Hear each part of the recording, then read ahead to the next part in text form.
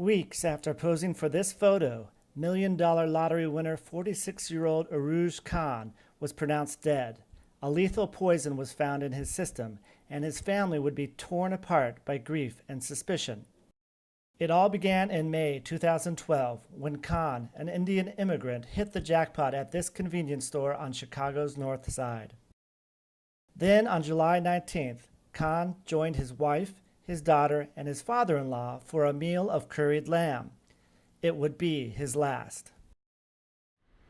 Later that night, he was rushed to the hospital and before dawn was pronounced dead. The cause of death? A heart attack. His death happened a day after the Illinois Lottery had cut the check, and the check apparently came to the home in August. And the wife obviously had, sole possession of the check at that point. Family members grew suspicious, and the victim's brother pleaded with the medical examiner to review the blood samples taken at the time of Khan's death. Khan's body was exhumed, and by January 2013, the medical examiner had a new cause of death: cyanide poisoning. The question now was, who killed Khan?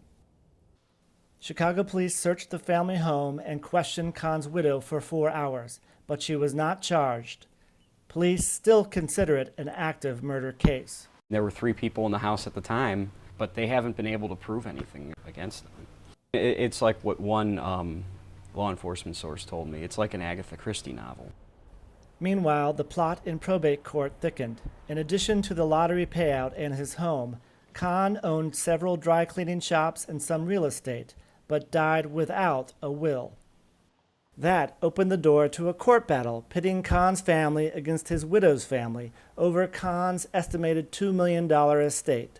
There was a lot of finger-pointing back and forth. Lawyers for Urooj's daughter Yasmin, who he fathered from a previous marriage, want her to kind of get her fair share of her dad's inheritance. Meanwhile, lawyers for Shabana Ansari are trying to, give her control of the inheritance.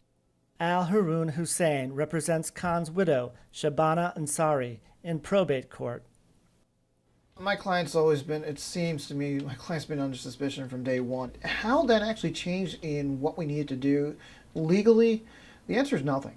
And the reason why is because that is an investigation that the detectives would take upon as a criminal matter.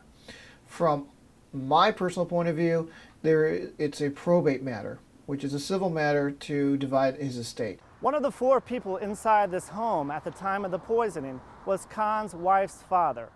And here's another clue. It turns out he owes the IRS $120,000. In Chicago, this is Scott Alexander reporting for the Lawyers.com channel.